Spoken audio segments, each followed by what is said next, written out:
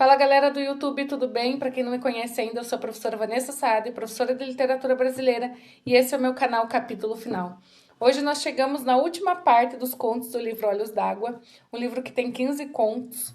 Eu já falei aqui de vários contos, e hoje nós vamos falar sobre o 12º, que é Os Amores de Quimbá, o 13º, que é o Ei Ardoca, e o 14º, que é A Gente Combinamos de Não Morrer.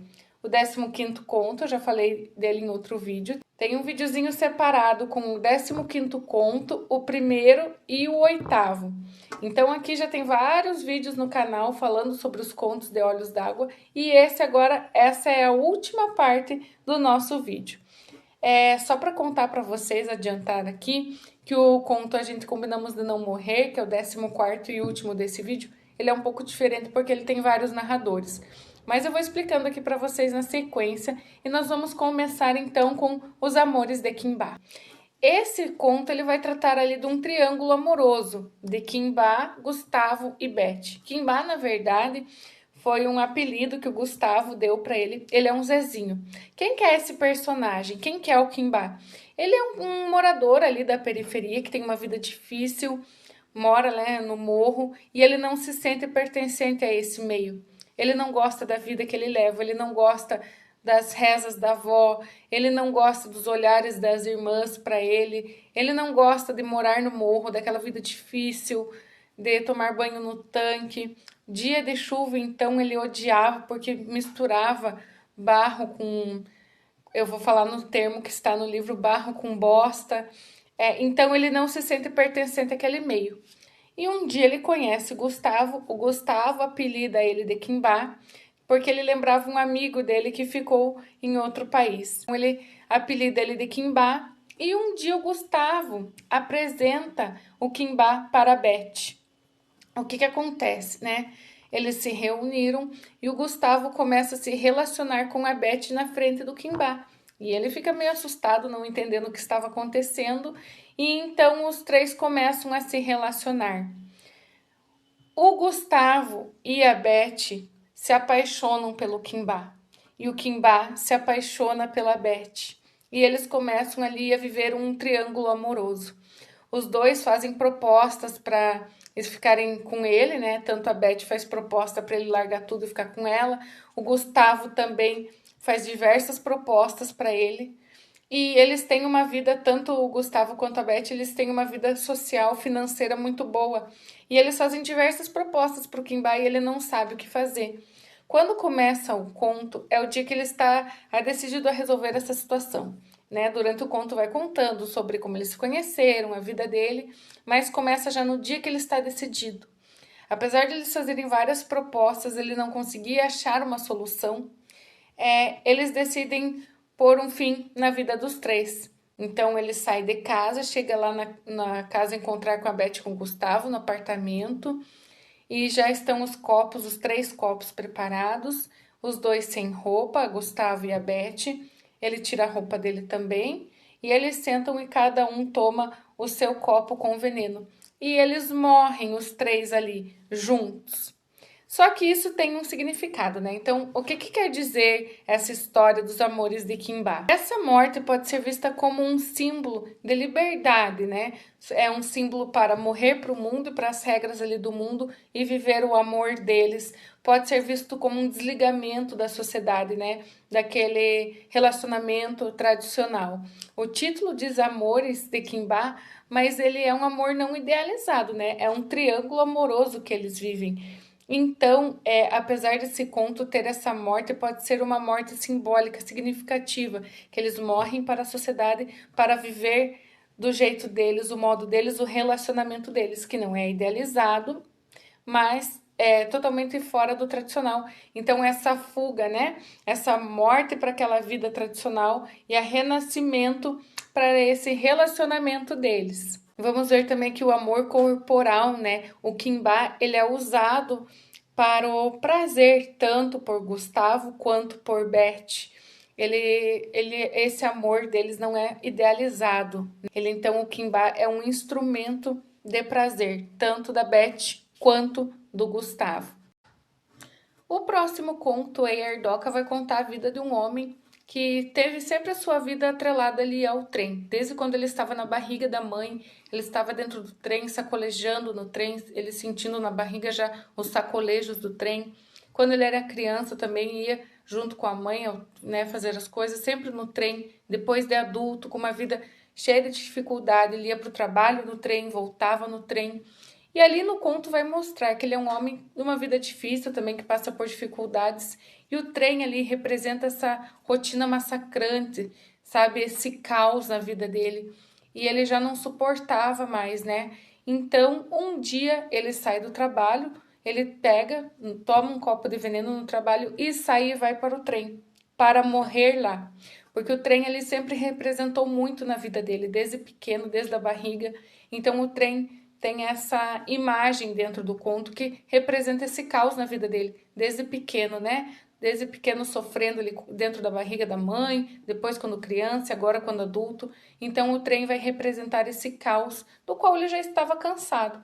Então ele entra no trem, passa mal e as pessoas começam a tirar sarro, falando que ele estava bêbado e ninguém acode ele. Alguns passam por cima, desviam dele, mas não ajudam.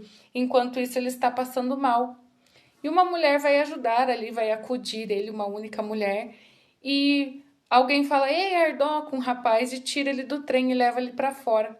E eles pensam que é algum conhecido dele. E eles começam a ver e perceber de dentro do trem, quando o trem já está quase saindo da estação, que esse rapaz, na verdade, estava assaltando ele, não estava ajudando, né? Então, ali se encerra o conto. E o que esse conto vai nos mostrar? O que ele vai representar para nós? Vai mostrar ali a solidão e o abandono, porque mesmo ele rodeado ali de pessoas dentro do trem, algumas passavam por cima dele, outros tiravam sarro, mas ninguém realmente acudiu ele. Uma moça tenta ali comprar água, dar para ele, mas é a única, e as outras pessoas não davam bola, como se a vida dele não tivesse valor, né? Estavam o desprezando. Ou seja, essa desumanização, né? Os passageiros ali do trem pouco se importando com o que ele estava acontecendo com ele, se ele estava passando mal, se ele não estava passando mal, o que estava acontecendo na vida daquele homem que estava ali no chão do trem. Essa desumanização, né? É tratado como desumano, como se não tivesse valor. E também nós vamos ver nessa violência social que mesmo ali, né, passando mal, morrendo, alguém lhe roubar o pouco que lhe restava, ele já não tinha mais vida, ele já não tinha mais nada, e ainda o pouco que tinha restado dele, né, com ele, roubaram. Então essa violência, né, tirando tudo realmente que ele tinha ali mesmo na hora da morte, que já não lhe restava mais nada, mas mesmo assim as pessoas subtraindo ele, né, roubando ele. Então essa violência mesmo ali na hora da morte, na hora do sofrimento. E o 14º conto, que a gente combinamos de não morrer, ele é um conto um pouco mais complicado ali do livro Olhos d'Água, porque ele tem diversos narradores, então às vezes acaba confundindo a história, quem que está narrando, quem não está. Os narradores são o Dorvi, a Bica e a Dona Esterlina. Dona Esterlina é mãe da Bica e do Idago. A Bica é companheira do Dorvi. Eles tiveram um filho e ali no início do conto está falando sobre o nascimento dessa criança, né? E quem que é o Dorvi? É um homem ali que está envolvido ali no crime. A Bica, né, como companheira dele também acaba sendo envolvida. E a mãe, Dona Esterlina, é uma mulher que sonha, né, fugia da realidade através da televisão. A Bica até muitas vezes se implicava com ela, que ela ficava assistindo muito a televisão, mas era um modo dela fugir da realidade. Ela ficava brava e falava para a filha que ela sabia diferenciar a realidade com as coisas que aconteciam na televisão, mas era um jeito dela sonhar com um futuro diferente. E a história ele vai falar sobre jovens ali da periferia que combinaram de não morrer, mas ao crescerem, né, são engolidos pelo tráfico, pela violência, né, por essa realidade triste e difícil. O Idago, que é irmão da Bica, tinha sido assassinado porque falava demais. O Dorvi também estava sendo ameaçado com dívidas, tinha sido enganado no negócio e um dia acaba assumindo. Bica sabia que ele já não retornaria mais, mas ela sonhava, ela queria ter um futuro diferente. Eles tinham um filho pequeno e ela sonhava, né? Ela sonhava com essa realidade que poderia ser diferente na vida dela. E a Bica, ela escreve como um modo de desabafar, né? Como um modo de ser resistente. E no final lá do conto mostra que Bica alimentava não só o filho dela de Dorvi, como o filho das amigas que iam trabalhar, né? As meninas. Então mostra ali muito essa força feminina, essa resistência feminina. E a bica, né, como o nome já diz, bica, é algo que jorra, sendo alimento, esperança para essas outras crianças. Então é um conto que vai falar sobre esperança, né, sobre resistir, sobre essa ilusão de mudar de vida, esses sonhos de mudar de vida. Os meninos tinham feito esse pacto, né, de a gente combinamos de não morrer. E as meninas tinham feito um de misturar o sangue da menstruação e tal. Então, esse conto vai falar sobre isso, sobre essa dura realidade, que às vezes eles fizeram um pacto, combinaram de não morrer, queriam uma vida diferente, mas a própria realidade deles acabam, né, sofrendo violência, sofrendo por roubos, sendo engolido por tráfico, por drogas, e é isso que acontece. Ele é um conto um pouco mais extenso. Se for necessário, eu vou fazer um vídeo somente dele, mas ele é um conto que ele tem 3 narradores, que é o Dorvi, a Bica e a Dona Esterlina. Então ele tem essa diferença dos outros, mas ele vai falar sobre essa temática, como nos outros contos de Olhos d'Água vai falar muito sobre tráfico, sobre essa vida difícil, nesse conto também. É o mesmo tipo de temática, vai mostrar essa violência, a esperança de mudar de vida, contrastando com esse sofrimento. Então ele vai ter essa temática parecida com os outros, só que com mais narradores. Vai ter a mãe da Bica contando um pouco da história, a Bica e o Dorvi. Então, se vocês gostaram do vídeo, já sabe, curte, comenta, deixa o like e se inscreve no meu canal que ajuda muito. Obrigada!